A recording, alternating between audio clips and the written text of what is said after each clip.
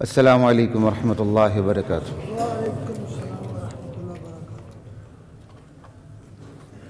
بسم اللہ والحمد للہ والصلاة والسلام علی رسول اللہ اما بعد فاعوذ باللہ من الشیطان الرجیم بسم اللہ الرحمن الرحیم افمن يعلم انما انزل الیک من ربک الحق کمن هو اعمی انما يتذكر اولو الالباب الذين يوفون بعهد الله ولا ينقضون الميثاق والذين يصلون ما امر الله به ان يوصل ويخشون ربهم ويخافون سوء الحساب۔ سورۃ الرعد ہے اور ترتیب میں یہ قرآن کریم کی سورت نمبر 13 ہے اور آیت نمبر 19 سے ہم آغاز کر رہے ہیں اور یہ 13ویں سپارے کا دوسرا نصف ہے۔ انشاءاللہ اللہ نے چاہا کم از کم ہم 2 رکوع پہ بات کرنے کی پوری کوشش کریں گے، 19 سے لے کر 41 تک۔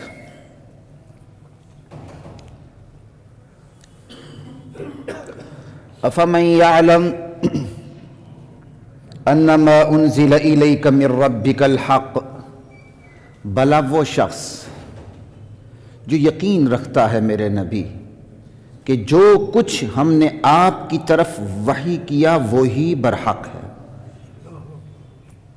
انما انزل الیک من ربک، بھلا وہ شخص جو یہ یقین رکھتا ہے، جانتا ہے، ایمان رکھتا ہے کہ جو کچھ آپ کی طرف آپ کے پروردگار کی طرف سے نازل کیا گیا ہے الحق وہی برحق ہے۔ کمن ہوا اعمی، بھلا ایسا شخص اس شخص کی طرح ہو سکتا ہے جو اس حقیقت سے اندھا ہے۔ یہ دونوں برابر نہیں ہیں، نہیں ہے۔ رات بھی میرا ایک پروگرام تھا، خیر وہ تو لائیو نہیں تھا، ریکارڈڈ تھا، ابھی اس نے شاید لگنا ہے چند دنوں بعد، یہ PNN پہ، تو ٹرانسجینڈر پہ پروگرام تھا۔ بڑی حیرت ہوئی کہ کس قسم کے قوانین بن رہے ہیں ٹرانسجینڈر کے اوپر، یعنی اتنے واہیات قوانین بن رہے ہیں ہم جنس پرستی کو پھیلانے کے لیے، گے-ازم پھیلانے کے لیے، اور اس کے خلاف خود ٹرانسجینڈر میدان میں ہے۔ الماس بوبی مشہور ہے، ایک اور بھی ہے ندیم کشف، پتہ نہیں کیا نام ہے، وہ دونوں کال پر تھیں، تو خیر میں تو وہیں اسٹوڈیو میں تھا، تھوڑی سی میری اس سے تھوڑا سا ٹکراؤ بھی، وہ میری بات سمجھ نہیں سکے، تو اس نے ایسے ہی کچھ بونگیاں مارنی شروع کر دی، تو پھر درمیان میں میں نے بھی اسے تھوڑا سا لتاڑ دیا، تو لیکن اس کی باتیں غلط نہیں تھیں، اسے میری خیر بات سمجھ میں نہیں آئی تھی، بعد میں خاموش ہو گئی، یا بات سمجھ میں نہیں آئی تھی بعد میں خاموش ہو گیا، اللہ کو پتہ، لیکن اس نے بڑی کمال کی باتیں کی۔ اس نے کہا جی یہ جو کچھ بن رہا ہے یہ تو ہم جنس پرستی کو، گے ازم کو فروغ دینے کے لیے ہو رہا ہے۔ ہم یا میل ہیں یا فیمیل ہیں، نئے جنس کا تعین کی ضرورت کیا ہے قانون کے اندر، یا ہم میل ہیں یا فیمیل ہیں۔ یعنی جو باتیں میں نے کہنی تھی وہ الماس بوبی نے اور ایک اور نے کر دی۔ الماس بوبی کا نام اس لیے دے رہا ہوں کہ لوگوں کو عموماً اس کا پتہ ہے۔ اب یہ جب کب انہوں نے باتیں کرنی شروع کر دی، جب خود ان کے حقوق پہ ڈاکہ پڑا بقول ان کا شاید یہ کانسیپٹ بھی ہے، بندہ سامان کٹا کے فقیروں میں شامل ہو جاتا ہے۔ یہ سامان کٹا کے فقیروں میں شامل ہونا یہ اسلام کا کوئی کنسیپٹ نہیں ہے، بندہ سامان کٹا کے فقیر بن جائے، درویش ہو جائے۔ ہمارے مطالعہ پاکستان کے ایک استاد ہوا کرتے تھے اسکول لائف میں، بہت قابل تھے، باقاعدہ الگ نوٹس لکھوایا کرتے تھے ہمیں وہ، تو کہتے تھے ایک عالم ہوتا ہے، ایک درویش ہوتا ہے، وہ بڑے عجیب انداز سے کہتے تھے۔ بھئی وہ کون ہوتا ہے، سمجھ آئی؟ ہاں عالم کے اندر کیٹیگریز ہیں تو وہ الگ بات ہے، لیکن آپ اپنی طرف سے ایک کیٹیگری کو الگ کر دو، ایک درویش ہوتا ہے، بھئی وہ کون ہے ذرا بتاؤ، اس کو ڈیفائن کرو، درویش کون ہوتا ہے؟ تو وہ رات وہ کہہ رہی تھی کہ کچھ ایسے ہمارے ساتھی یعنی آرگن سب کچھ ختم کر کے فقیروں میں شامل ہو۔ بھئی ایسی فقیری کا کوئی کانسیپٹ نہیں، بندہ سامان کٹا کے فقیروں میں شامل ہو جائے۔ تو میں نے جی چاہا کہ صبح ہی میں ٹرانسجنڈر پہ پروگرام کروں، اس کے لیے مجھے خاص مطالعے کی ضرورت بھی نہیں تھی، لیکن میں نے کہا نہیں، چونکہ جو قانون بنا ہے پھر یہ قانون چیلنج بھی ہوا ہے غالباً وفاقی شرعی عدالت میں، تو میں نے کہا اس کا میں تھوڑا سا احاطہ کر کے آئندہ جمعے تک احاطہ کر سکا تو ٹھیک، ورنہ انہی قریب جمعات میں ٹرانسجنڈر پہ ضرور بات کروں گا، تاکہ آپ محض بات کرنے کا مقصد نہیں ہے، جو آپ میں سے باشعور ہیں، یہاں اہل اقتدار طبقہ سنتا ہے، اہل اختیار طبقہ سنتا ہے، ان تک بات پہنچے، اللہ اور اس کے رسول کی تعلیمات کو لیں، جہاں اللہ اور اس کے رسول کی تعلیمات سے بغاوت ہو رہی وہاں رکاوٹ بن کے کھڑے ہو جائیں، وہاں رکاوٹ بن کے کھڑے ہو جائیں، سنگ گراں بن جائے، چٹان کی طرح حائل ہو جائیں کہ ہم اس ملک میں گیئزم نہیں آنے دیں گے، ہم اس ملک میں ہم جس پرستی نہیں آنے دیں گے۔ خود میرا کچھ ایکسپیرینس ہوا بعض ٹرانسجنڈر سے بات کرے کہ جو اپنے آپ کو ٹرانسجنڈر کہتے ہیں حقیقت میں ٹرانسجنڈر نہیں ہے، انشاءاللہ بات ہوگی، وہ ایک الگ بات تھی، لیکن چونکہ میں نے اس آیت پہ ویسے ایک ٹچ دے دیا کہ اللہ کہہ رہے ہیں کتنا خوف آتا ہے وہ پڑھتے ہوئے، بھلا وہ شخص میرے نبی، بھلا وہ شخص جو یہ ایمان رکھتا ہے، یقین رکھتا ہے کہ آپ کے پروردگار کی طرف سے، آپ کے رب کریم کی طرف سے جو کچھ نازل ہوا وہی برحق ہے، وہ اس کی طرح ہو سکتا ہے جو اس حقیقت سے اندھا ہے، دونوں برابر نہیں ہیں۔ لا الہ الا اللہ واللہ اکبر، انما یتذکر اولو الالباب، نصیحت تو صرف دانش مند لوگ پکڑتے ہیں، عقل مند لوگ پکڑتے ہیں، عقل والے نصیحت کو لیتے ہیں، انما یتذکر اولو الالباب۔ تو بھائی دانش مند ہیں کون؟ یہ اہل دانش کون ہیں؟ یہ اہل عقل و خرد کون ہیں؟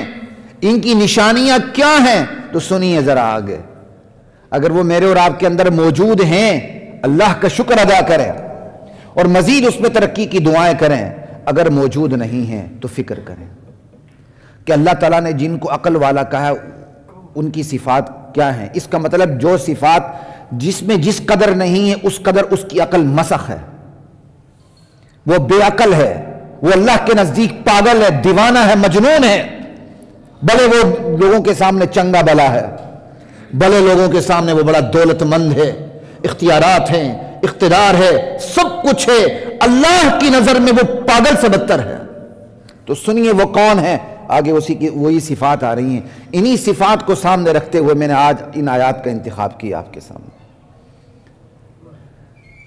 اور یہ عقل مند کون؟ ان میں چلے ایک اور سوال، ان میں عقل مندی آئی کیسے؟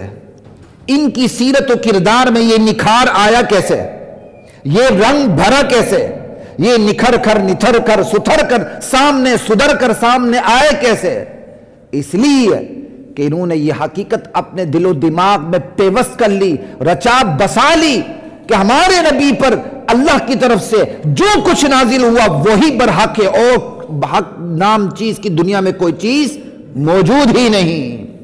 یہ عقیدہ رکھا، اس عقیدے نے ان کی سیرت و کردار میں وہ رنگ پیدا کیا کہ اس سے وہ صفات پیدا ہوئیں، وہ صفات کی فصل لہلہائی کہ پوری دنیا کے اندر اس کا انقلاب آ گیا۔ وہ صفات کیا ہیں؟ ان کی سیرت و کردار میں اس یقین نے رنگ کیسے بھرا؟ اب سنیے، پھر آیت کا ترجمہ کر دیتا ہوں۔ بھلا وہ شخص جو یقین رکھتا ہے کہ جو کچھ آپ پہ اترا وہی برحق ہے اور کچھ نہیں، بھلا اس شخص کی طرح ہو سکتا ہے جو اندھا ہے اس حقیقت سے؟ اب اس یقین نے اس کے اندر، اس کی سیرت میں، اس کے کردار میں کیسا رنگ بھرا، وہ سنیے۔ قرآن اس یقین کی بدولت جو سیرت ملی ہے اس کا تذکرہ کر رہا۔ الذین یوفون بعہد اللہ، ایسے دانشمند لوگ جو یقین رکھتے ہیں کہ نبی پر جو اترا وہی برحق ہے اور کچھ بھی نہیں، وہ اللہ سے کیے وعدے کا پاس رکھتے ہیں۔ بھئی اللہ سے ہم نے کب وعدہ کیا؟ وہ گزشتہ یا پیوستہ جمعہ بات ہو چکی، عہد الست، جو ہماری روحوں نے اللہ سے وعدہ کیا۔ اللہ نے ہمیں وجود بخشا، ہمیں قوت گویائی دی، ہمیں قوت شعور عطا کی، پھر اللہ نے ہم سے وعدہ لیا، ہم نے وعدہ دے دیا، اللہ تعالیٰ نے وہ حلف نامے کی وہ اوتھ کی جو تقریب تھی وہ ہمارے حفظ سے، ہماری یاد سے مٹا دی، لیکن اس کا نقش ہماری فطرت میں پیوست کر دیا۔ یہی بات ہے، انسان کے سامنے سچ آ جائے، گرد و پیش میں کوئی اور رکاوٹ نہ ہو، وہ سچ کی طرف لپکتا ہے، اور اس طرح لپکتا ہے کہ اس پر اپنی جان نچھاور کر دیتا ہے۔ سمجھ آئی بات کی؟ یہ ہے وہ عہد کہ دانشمند لوگ اس عہد کی پیروی کرتے ہیں وہ جو اوپر کر چکے ہیں۔ الذین یوفون بعہد اللہ، ایک صفت، یہ دانشمند لوگوں کی پہلی صفت ہے۔ اب میرے اور آپ میں کتنی ہے؟ ہر بندہ جانچ لے۔ وَلَا يَنْقُضُونَ الْمِيثَاقَ، جو وعدے انہیں وہ کر چکے ہیں مخلوق سے یا اللہ سے یا نبیوں سے یا آپس میں رشتہ داروں سے اجنبیوں سے، بشرطے کہ وہ گناہ کے وعدے نہ ہوں، وہ عہد مضبوط باندھنے کے بعد پھر اس کو توڑتے نہیں ہیں۔ میرے ایک ساتھی یہاں بیٹھے ہوئے، ہماری وہاں عمارت ہے، تھوڑا سا وہاں کام ہو رہا ہے، تو مجھے ان کی یہ عادت سب سے اچھی لگی۔ حالانکہ آپ کو پتہ ہے ہر قسم کے لیبر موجود ہیں، خصوصاً جہاں ٹیکنیکل کام ہوتا ہے وہاں دھوکہ دینے میں بھی کسی کو آر بھی نہیں ہوتا، اور خصوصاً جو اینٹ گارا مٹی کا کام ہوتا ہے اس میں اگر آپ احتساب بھی کرنا چاہیں تو کتنا کر لیں گے۔ اس لیے پوری دنیا کے سیاستدان، پوری دنیا تو نہیں کہہ سکتا، بدگمانی ہوگی، تو پاکستان کی بہت بڑی تعداد سیاستدانوں کی اینٹ گارے سے ہی کماتی ہے۔ سمجھ آئی بات کی؟ یہ کونسلر شونسلر گلی کے کن ٹوٹے یہ بھی سڑکوں سے ہی کماتے ہیں۔ جی کیا بنائی؟ سڑک بنائی، فٹ پاتھ بنائی، نیچے کیا ہے پتہ ہی نہیں ہے۔ اب سڑک اکھڑے گی، جائے گی لیبارٹری میں، پھر ہی پتہ چلے گا نا، وہ تو اسے ڈبل نقصان ہو جائے گا۔ ٹھیک ہے، تو مجھے ان کی بات ہمارے ساتھی بڑی اچھی لگی، وعدے کا پاس پوچھ کے چلنا، میں حیران ہوتا ہوں۔ اس دور میں بھی اللہ کے نیک بندے موجود ہیں، اور دعا کریں اللہ ہمیں وعدے کے پاس کی توفیق عطا فرمائے۔ ایک ہم اللہ سے وعدہ کرتے ہیں، ایک ہم آپس میں وعدہ کرتے ہیں، وہ آپس کے وعدے بھی اگر معصیت پر مشتمل نہیں ہے تو اس پر پورا اترنا ضروری ہے۔ کہا وَلَا يَنْقُضُونَ الْمِيثَاقَ، یہ جو آپس کے وعدے ہیں، انسان انسان سے کرتا ہے، اجنبی اجنبی سے کرتا ہے، اپنے اپنوں سے کرتے ہیں، اپنوں بیگانوں سے کرتے ہیں، یا ہم اللہ سے کوئی وعدہ باندھ لیتے ہیں، کہ پھر ان وعدوں کو توڑتے نہیں ہیں۔ ہاں گناہ کے وعدے کو پورا نہیں کیا جا سکتا، اس کی اجازت نہیں ہے۔ وَلَا يَنْقُضُونَ الْمِيثَاقَ، اللہ سے کیا وہ وعدہ بھی پورا کرتے ہیں، اور بندوں کے ساتھ کیا وہ وعدہ بھی پورا کرتے ہیں۔ یہ ان لوگوں کی صفت ہے جن کے سیرت و کردار میں یہ چیز رچی بسی ہوئی ہے کہ نبی پر جو اترا وہی حق ہے، اس کے علاوہ حق کا نام و نشان کہیں بھی نہیں ہے۔ دو صفات آ گئیں، تیسری صفت سن لیں، والذین یصلون ما امر اللہ بہ ان یوصل، یہ وہ لوگ ہیں کہ اللہ نے جن روابط کو، جن تعلقات کو، جن رشتوں کو جوڑنے کا حکم دے رکھا ہے اسے یہ جوڑے رکھتے ہیں۔ جن روابط کو، جن تعلقات کو، جن رشتوں کو اللہ نے جوڑنے کا حکم دیا انہیں جوڑے رکھتے ہیں۔ آسان ہے رشتوں کو نبھانا، اس لیے دوستی نبھانا آسان ہے، رشتے نبھانا مشکل ہے۔ رشتوں میں گلے شکوے آ جاتے ہیں، خصوصاً گاؤں کی طرف۔ آپ کسی بھی کوٹ میں چلے جائیں، مجھے ان گاؤں والوں پر غصہ بھی آتا، ترس بھی آتا۔ دوتیاں پان کے، سر پہ پگڑیاں لے کے، ہمارے معذرت کے ساتھ وکلا کی کمائی کا ذریعہ یہ گاؤں کے لوگ ہی ہیں۔ سمجھائیے، 24 گھنٹے یہاں بیٹھے ہوتے ہیں۔ کس پہ لڑائی ہے؟ ایکڑ پہ لڑائی ہے، اتنے گٹھ پہ لڑائی ہے، ڈٹ پہ لڑائی ہے، اور اس سے زیادہ خرچ کر چکے ہوتے ہیں، فیس میں بھی، آنے جانے کے خرچے میں بھی، اور مال اوقات سب کچھ۔ ان سے پوچھ لیا جائے تمہاری زمین کتنی قیمت نہیں ہے جتنی تم مقدمے پہ اڑا چکے ہو، کہتے ہیں نک دا مسئلہ، یہ نک، یار ایسی ناک کو نا آپریٹ ہی کروا کے ختم کر دو۔ لوگ اپنے آرگن ختم کروا رہے ہیں، آپ ناک ختم نہیں کروا سکتے؟ عجیب باتیں کرتے ہیں لوگ، آرگن ختم کروا کے ہم دوسری جنس کے اندر چھلانگے مار رہے ہیں۔ بے روزگار لوگ، آپ کو پتہ ہونا چاہیے، ایک یہ بھی ہے، انشاءاللہ جب میں ٹرانسجنڈر پہ بات کروں گا تو بات آئے گی، ایک اس کی وجہ بے روزگاری بنی ہے۔ کہتے ہیں بے روزگار ملتا نہیں ہے تو ڈانس سے بڑا اچھا روزگار مل جاتا ہے، لڑکی کی شکل بنا لو بس ٹھیک ہے۔ بے روزگار اپنے سامان کٹا کے چھلانگے مار رہے ہیں۔ کہتے پہلے کچھ ملتا ہی نہیں تھا، اب تو وارے نہیں آ رہے ہیں، نقدہ مسئلہ۔ انا للہ و انا الیہ راجعون۔ جن رشتوں کو اللہ نے جوڑنے کا حکم دیا انہیں جوڑیں، اور یہ کوئی آسان کام نہیں ہے، اور اس میں نرا عدل نہیں چلتا، عدل کا پیک لیول احسان چلتا ہے۔ یہ کہنا بہت آسان ہے، اللہ مجھے بھی توفیق عطا فرمائے۔ اس کے لیے قربانیاں دینی پڑتی ہیں، اس کے لیے بہت کچھ سہنا پڑتا ہے، اپنے حقوق سے نیچے اترنا پڑتا ہے، اور پھر وہ حقوق بھی ایسے ہوتے ہیں کہ آپ کو یقین ہوتا ہے کہ یار مرنے دم تک یہ زخم مندمل ہو ہی نہیں سکتا، اس مرہم پہ پھاہا رکھا ہی نہیں جا سکتا۔ ہوتے ہیں ایسے، آپ کو پتہ ہوتا ہے یا فرشتہ آ جائے گا لیکن یہ زخم میرا ٹھیک نہیں ہو سکتا۔ اس زخم کو برداشت کرتے ہوئے رشتوں کو جوڑنا، اللہ اکبر، یہ ہے انسانی تہذیب و تمدن کی بنیاد، جو آپ کو اللہ کا قرآن فراہم کرتا ہے، جو یقین فراہم کرتا ہے کہ جو کچھ نبی پر اترا وہی برحق ہے اور کچھ برحق نہیں۔ یہ یقین آپ کی سیرت و کردار میں یہ نکھار پیدا کرتا ہے کہ آپ سب کچھ سہ کے بھی تر و تازہ رہتے ہیں۔ ہم بڑے کمزور ہیں، ہم ذرا زخم آ جائے شاید تھوڑا بہت سہ بھی لیں لیکن تر و تازہ نہیں رہتے، یہ بھی ایمان کی کمی ہے۔ سب کچھ سہ کے بھی اللہ تر و تازہ رہنے کی توفیق عطا فرمائے۔ کیوں؟ وجہ یہ کہ سب کچھ کرنے والی ذات کون ہے؟ اللہ ہے، بس بات ہی ختم ہو گئی۔ تو سب سے بڑا رشتہ تو ہے اللہ کا۔ یہ ہے انسانی تہذیب و تمدن، انفرادی زندگی کی بھی بنیاد اور اجتماعی زندگی کی بھی بنیاد، یہ رشتوں کو جوڑنا، تعلق کو جوڑنا۔ میں بھی کمزور ہوں، اکثر ہم جیسے جو زیادہ حساس ہوتے ہیں وہ اپنے احباب کے والے سے زیادہ کمزور ہو جاتے ہیں، کچھ زیادہ امیدیں باندھنے لگتے ہیں، سمجھائی بات کی؟ تو بہت کچھ غلطیاں ہو جاتی ہیں، لیکن سامنے والوں کا بھی اور جو کمزور ہے ان کا بھی، ان سب کے کہ آپس میں ایک دوسرے کو برداشت کریں۔ ہم ممبر والوں کو آپ جبرائیل امین نہ سمجھیں، ورنہ اگلے مرحلے آپ ہمیں شیطان سمجھیں گے۔ میں اپنا بچپن کا واقعہ، بعض دوست اٹھا کے اوپر آسمانوں تک پہنچا دیتے تھے، میں کہا آرام سے آرام سے، خبردار، آج تم آسمان پہ پہنچا رہے ہو، کل تم ہی زمین پہ پھینکو گے، مت کیا کرو ایسے، ہمارے دماغ کو مت خراب کیا کرو۔ ہاں کوئی چیز اگر ہم سے آپ تک پہنچی ہے دین کی بات، ہمارے حق میں دعا کیا کریں، لیکن اس طرح ہماری تعریفوں کے قلابے ہمارے سامنے نہ باندھیں کہ ہمارا دماغ خراب ہو جائے یا ہم آپ سے امیدیں وابستہ کرنے لگ جائیں، پھر کل میرے اور آپ کے تعلقات خراب ہو جائیں۔ ایسا نہیں ہونا چاہیے، بندہ اتنا رہے جتنا وہ برداشت کر سکتا۔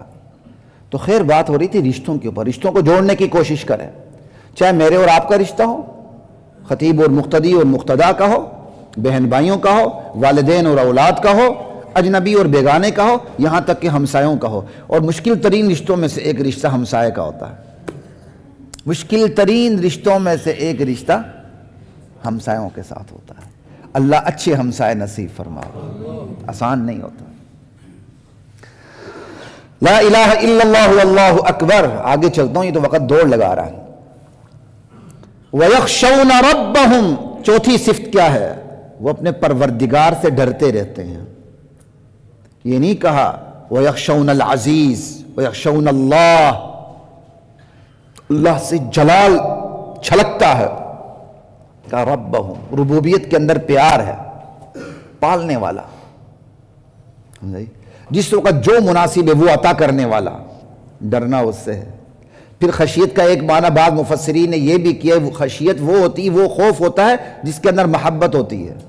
آپ کو کسی سے زیادہ محبت ہو جائے تو اس محبت کی وجہ سے بھی آپ ڈرنے لگتے ہیں، کہیں میری کوئی ادا اس کو بری نہ لگے۔ یہ صرف عشق کی مجازی میں نہ لے جائیں، عشق کی حقیقی میں بھی ایسے ہی ہوتا ہے۔ آپ نے کسی سے دین کی بات سنی، آپ کو کوئی پیر مرشد ہے، آپ کو اس سے محبت ہو گئی، آپ کو پھر ڈر لگتا ہے کہیں ایسی حرکت نہ ہو جائے کہ یہ مجھ سے ناراض ہو جائے۔ ہر بات کو عشق کی مجازی پہ نہ لے جائے کریں، عشق کی مجازی کی کوئی حیثیت نہیں ہے، یہ نیک گن کے سوا کچھ بھی نہیں ہے۔ لا الہ الا اللہ واللہ اکبر۔ اللہ نے مجھ پہ رحم کیا، زمانہ طالب علمی میں، اسکول لائف میں نے ایک ڈائری لکھ لی تھی، بعض اشعار پہ مکھی مار کے اپنے اشعار لکھنا، خود بھی کچھ کوشش کرنا۔ تو ایک لمحہ آیا، بس اللہ نے توفیق عطا فرمائے، میں نے ڈائری کو آگ لگا دی۔ میں کہا یہ چیز تو مجھے لے کے بیٹھ جائے گی۔ وَيَخَافُونَ سُوءَ الْحِسَابِ، پروردگار سے ڈرتے بھی رہتے ہیں اور سوء حساب کا دڑکا بھی لگا رہتا ہوں ان کو، یہ نہ ہو کہ ہمارے حساب کتاب میں گڑبڑ ہو جائے۔ گڑبڑ سے مراد یعنی ہمیں بدترین حساب کا سامنا کرنا پڑے۔ یہ دانشمند لوگوں کی صفات بیان ہو رہی ہیں، اور یہاں کیا کہا جا رہا ہے؟ کہتے جی یہ لوگ ممبر والے ڈراتے ہی رہتے ہیں، اِنَّا لِلَّهِ وَإِنَّا إِلَيْهِ رَاجِعُونَ۔ اور میں نے آپ کو پہلے ہی بتایا، اللہ سے ڈرنے والا اللہ کے، پھر اس کا مطلب آپ کو یاد ہی نہیں رہتی میری بات، میں ویسے ہی محنت کرتا ہوں۔ اللہ سے ڈرنے والا اللہ کے قریب ہو جاتا ہے، اور بندے سے ڈرنے والا بندے سے دور ہو جاتا ہے۔ یہ ہے خوف خدا اور خوف انسان میں فرق، اور اس فرق کو بھولنے والے کہتے ہیں کہ مولوی ڈراتے ہی رہتے ہیں۔ اللہ سے ڈرنے والا سجدہ ریز ہو جاتا ہے، اس کے اتھرو نکلنے لگتے ہیں۔ پنجابی کے بعض الفاظ مجھے بڑے اچھے لگتے ہیں، کہیں کہیں لکھا ہوتا ہے نا دکان پر رب دیاں رحمتاں، بڑا اچھا لگتا ہے، واقعی رب دیاں رحمتاں، اتھرو نکلنے لگتے ہیں، آنسو نکلنے لگتے ہیں، سمجھ آئی؟ لا الہ الا اللہ۔ وہ ایک کیا ہے شعر پنجابی میں، انہوں نے رزق ہمیش، کوئی ایسا ہے نا، بڑا پہلا مصرع یاد نہیں، ہاں، جنہ تقوی رب دا انہوں نے رزق ہمیش، سمجھ آئی بات کی؟ لا الہ الا اللہ واللہ اکبر۔ ان کی دنیا بھی سدھر جاتی ہے، آخرت بھی سدھر جاتی ہے۔ والذین صبروا ابتغاء وجہ ربہم، یہ وہ لوگ ہیں جو صبر سے کام لیتے ہیں۔ ہمارے ہاں صبر کا صرف ایک ہی مفہوم ہے، جب بھی لفظ صبر آتا ہے وہ کہتے ہیں جی بس کوئی مصیبت آ گئی تو صبر کرنا۔ قرآن کا جو لفظ صبر ہے نا، یہ بڑا وسیع مفہوم رکھتا ہے۔ یہ مفہوم بھی رکھتا ہے جو ہم سمجھتے ہیں مصیبت پر صبر، صبر علی المصیبہ، لیکن یہ بھی صبر ہے، صبر علی الطاعہ، خواہشات کو قابو میں رکھتے ہوئے، سمجھ آئی؟ اللہ کی اطاعت کے اوپر ثابت قدمی رکھتے ہوئے مشکلات کا مقابلہ کرنا پامردی کے ساتھ، یہ بھی صبر ہے۔ آپ حق پر ہیں، آپ کو اپنی برادری سے مشکلات پیش آ رہی ہیں، آپ کو گرد و پیش سے مشکلات پیش آ رہی ہیں، آپ کو سوسائٹی اور معاشرے سے مشکلات پیش آ رہی ہیں، لیکن آپ حق کو چھوڑتے ہی نہیں، جمے رہتے ہیں، یہ بھی صبر ہے۔ آپ کی خواہشات ذرا تھوڑی سی مچلنے لگتی ہیں، آپ خواہشات کو حدود میں رکھتے ہیں، قابو میں رکھتے ہیں، یہ بھی صبر ہے۔ صبر عن المعصیہ، صبر عن المعصیہ بھی ہے، صبر علی الطاعہ بھی ہے، صبر علی المصیبہ بھی ہے۔ اس کا مطلب مومن کی پوری زندگی صبر ہے۔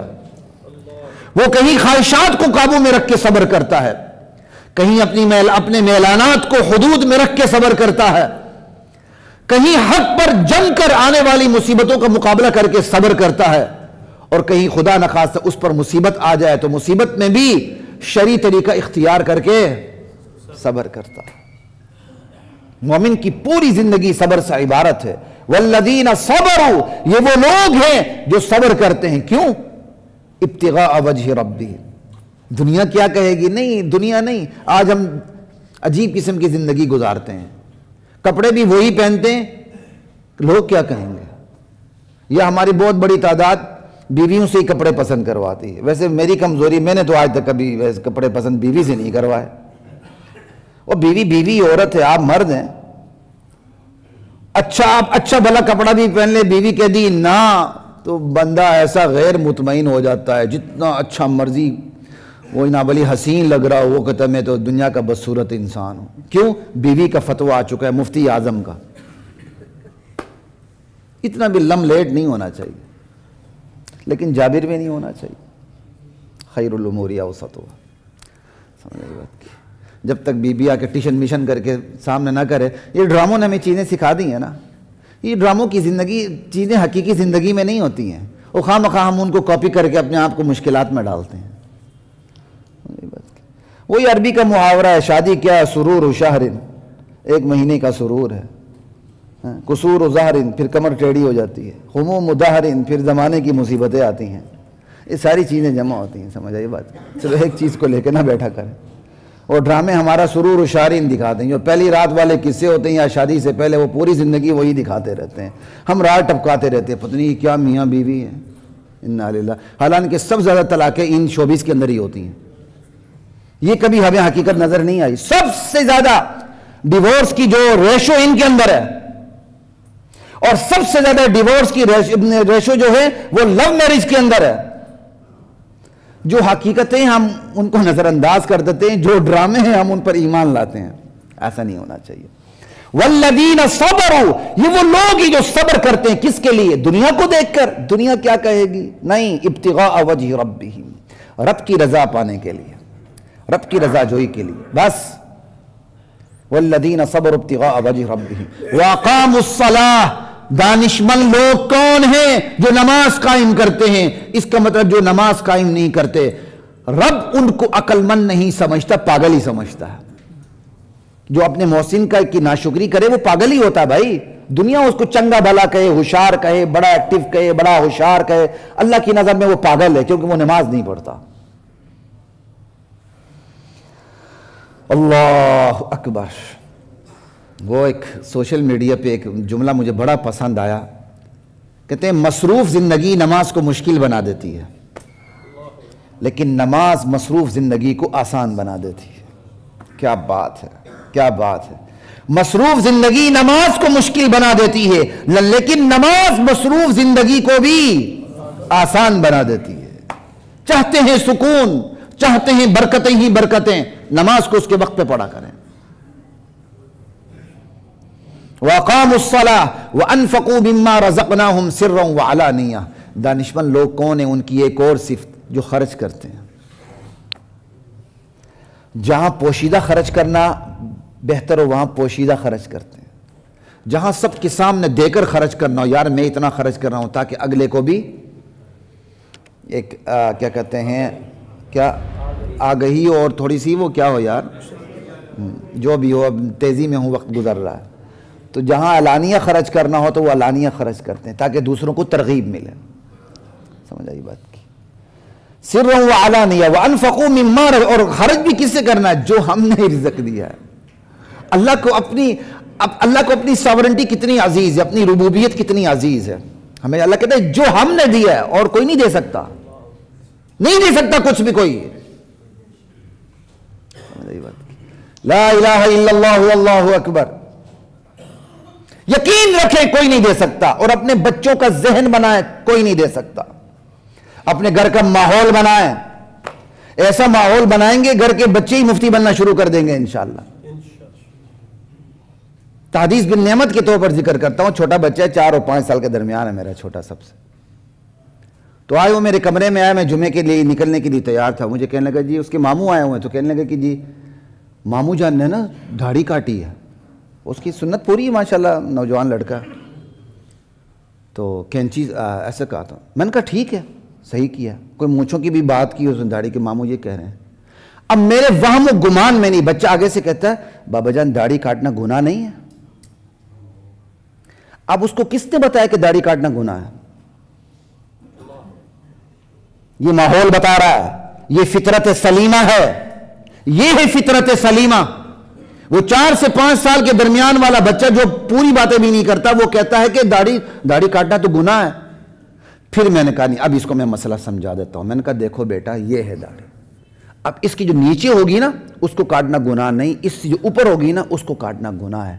اچھی طرح سمجھ گیا. پھر میں نے اللہ کا شکر ادا کیا, نہیں کیا تو اللہ ابھی بے شکر ادا کرتا. اپنے گھر کا ماحول دینی بنائیں گے نا, بچے اس پہ چڑھ جائیں گے, اس ٹریک پہ آ جائیں گے. ان کی سوچ ادھر ادھر. صحابہ نبوت کی صحبت میں ایسے بیٹھے ہوئے تھے, حکم اترتا نہیں تھا, پتہ چل جاتا تھا کہ حکم کا سٹرکچر یہ ہوگا, پہلے سے پتہ چل جاتا تھا انہیں. اور اگر خدا نہ خواستہ آپ نے گھر میں ماحول دیا 100 چینلز کا, 10 ڈراموں کا, تو وہ ترقی ہی کریں گے اس میں. وہ بات بھی کریں گے جو کسی ڈرامہ باز ایکٹر نے اس میں نہیں کہی ہے, لیکن وہ اس سے 10 ہاتھ آگے بڑھ کر. اور یہ منظر بھی میں نے کسی عزیز کے گھر میں آج سے کم نہیں تو 30 سے 35 سال پہلے دیکھا ہے. شاید اب وہ بچی ڈاکٹر بن چکی ہے. وہ چھوٹی بچی تھی اور اس کا وہ سامنے ڈرامہ لگا ہوا تھا. اور 20-25 سال پہلے کتنا فرشتوں والا ماحول ہوتا تھا. 25 سال پہلے کتنا فرشتوں والا ماحول ہوتا تھا. میں کھڑا ہوں, وہ دروازے پر بچی کھڑی ہے, سامنے ٹی وی لگا ہوا ہے. تو کہتی ماما دیکھنا اب یہ آپس میں لو کریں گے. وہ چھوٹی بچی کہہ رہی ہے جو ابھی اسکول گوئنگ بھی نہیں کہ ماما ماما یہ دیکھنا بھی آپس میں لو کریں گے. اس بچی کو کس نے سکھایا کہ اب یہ لو ہونے لگا ہے؟ جو دیکھا اس میں اس کی ترقی ہو رہی ہے. بس آپ اپنے گھر میں جو ماحول دیں گے بچہ اسی پہ ترقی کرے گا، فاسٹ ٹریک پہ آ جائے گا. اس لیے ہوشیار رہیں. وَأَقَامُوا الصَّلَاةَ، بچوں کو اٹھائیں نماز کے لیے صبح. آپ صبح کے لیے اٹھتے ہیں تو چوروں کی طرح نہ اٹھیں. ہماری ایک بہت بڑی تعداد نمازیوں کی صبح چوروں کی طرح اٹھتی ہے. کھڑاک نہ ہو، بیوی جاگ نہ جائے، بچے بے آرام نہ ہو جائے. اِنَّا لِلَّهِ وَإِنَّا إِلَيْهِ رَاجِعُونَ. خدا کے لیے چوروں کی طرح نہ اٹھیں. اپنے 7 سالہ بچے کو بھی اٹھائیں، پیار سے اٹھائیں. 10 سال میں تو پھر مار بھی ہے.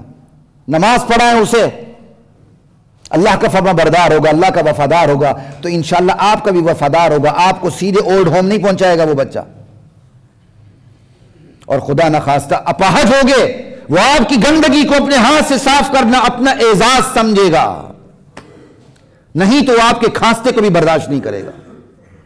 کیونکہ دنیا بڑی فاسٹ ہو چکی ہے نا. اِنَّا لِلَّهِ وَإِنَّا إِلَيْهِ رَاجِعُونَ.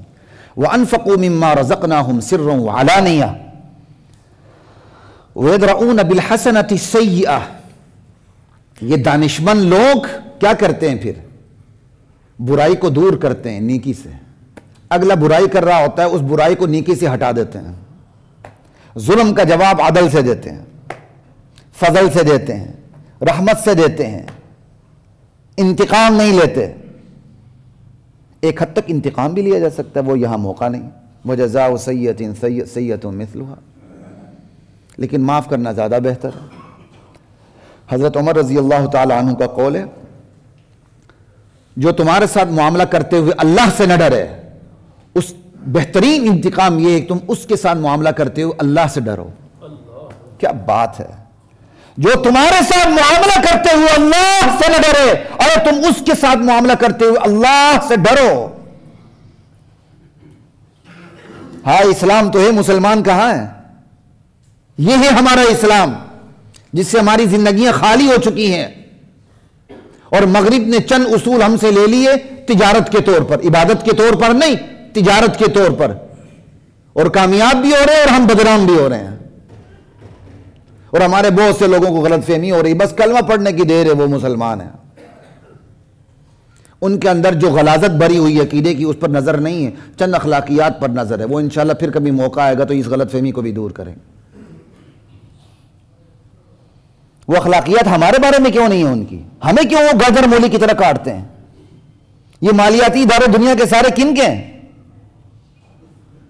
کون اس آدمی کو اچھا کہے گا جو اپنے بچوں کا پیٹ بھرنے کے لیے ہمسائے کے بچوں کا پیٹ کاٹے؟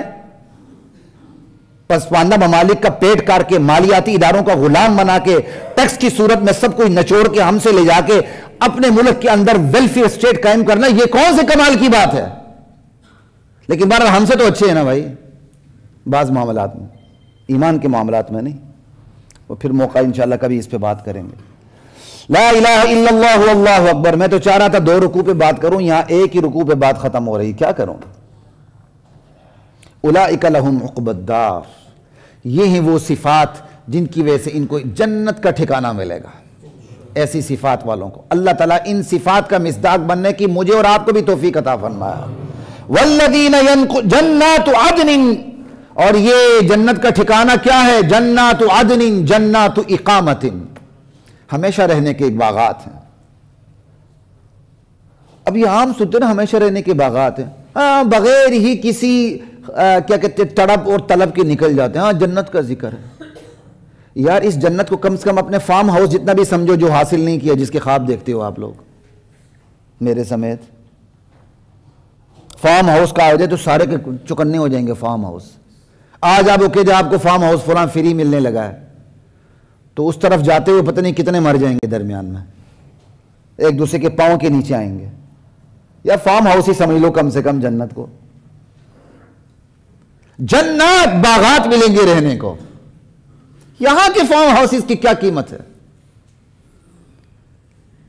یہاں بھی حلال کی ہے تو اللہ تعالیٰ کی بہت بڑی نعمت ہے، حرام کی ہے تو وہ تو پھر جنت جہنم کا ایندھن تیار ہو رہا. جنات عدن یدخلونہا، جس میں ہمیشہ رہیں گے، داخل ہوں گے. وَمَنْ صَلَحَ مِنْ آبَائِهِمْ وَأَزْوَاجِهِمْ وَذُرِّيَّاتِهِمْ، اکیلے نہیں جائیں گے، ان کے آباء و اجداد بھی جائیں گے، لیکن کون سے؟ جو نیک ہیں، جن کے ماں باپ نیک ہیں۔ یہاں تو آباء و اجداد، آباء کا ذکر ہے، ماں کا تو ذکر ہی نہیں ہے۔ عربی زبان کا اسلوب ہے، وہ ایک لفظ کو ذکر کر کے دوسرے کو تغلیباً ذکر کر کے دوسرے کو ضمنی طور پر ذکر کر دیتا۔ آباء کے اندر مائیں بھی آ گئیں، یہ عربی اسلوب ہے۔ کوئی انسانی حقوق والے کھڑے نہ ہو جائیں اس پہ، ماں کا ذکر نہیں آیا، اس کے اندر مائیں بھی ہیں۔ آباء و اجداد بھی جائیں گے، بیویاں بھی جائیں گی۔ اب وہ بڑا جنتی ہے نا، جنت کی حوریں الگ، 4 بیوی ہیں اس کی الگ، مرضی آپ ایک کر لیں، ایک بیوی ہوگی آپ کی اب مرضی ہے۔ وَأَزْوَاجِهِمْ وَذُرِّيَّاتِهِمْ، سمجھ آئی بات کی؟ اولاد بھی جو نیک ہوگی وہ بھی ساتھ ہوگی۔ اکیلے میں کیا مزہ ہے؟ اللہ جتنے بھی نیک ہے سب کو ساتھ کر دیں گے۔ باپ اوپر ہے، بیٹا اپنے کم عملی کی وجہ سے نیچے ہے جنت میں، اللہ بیٹے کو اٹھا کے باپ کے پاس لے جائیں گے۔ بیٹا اوپر ہے، باپ نیچے ہے، اللہ اس بیٹے کی وجہ سے باپ کو اٹھا کے اوپر لے جائیں گے۔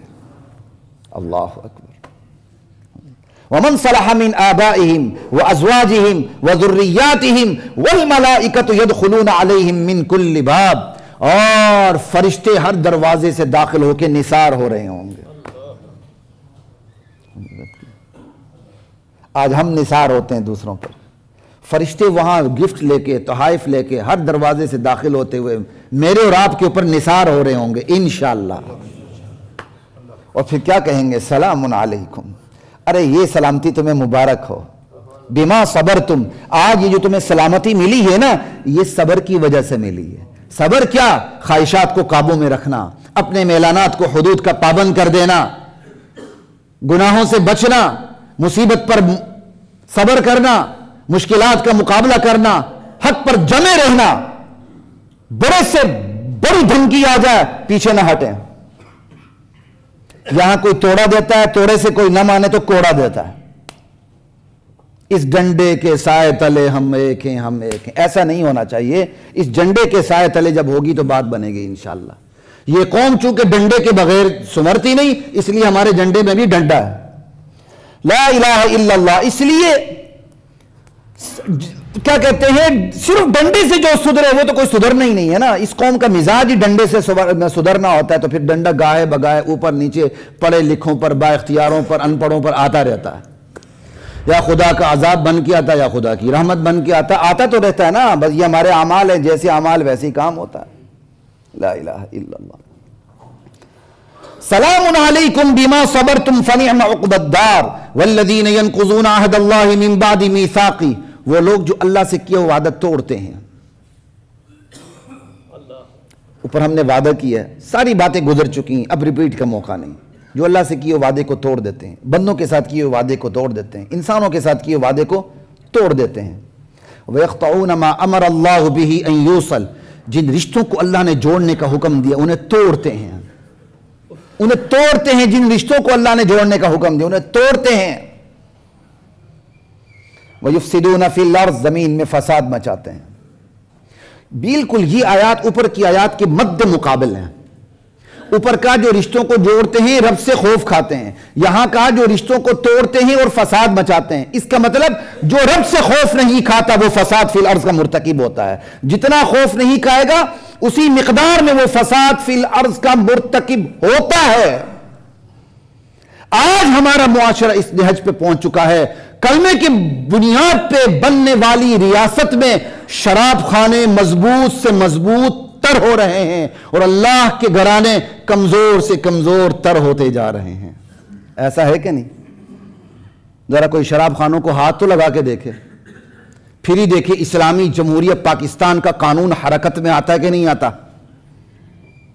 جس معاشرے میں شراب خانے مضبوط سے مضبوط تر ہوں اور اللہ کے گھر کمزور سے کمزور پڑتے جائیں، اس معاشرے کے دن کم رہ جاتے ہیں۔ یاد رکھیے گا، اللہ کا کوڑا بس انتظار میں رہتا ہے، جب آتا تو اچانک آتا ہے، چوں نہیں کرنے دیتا۔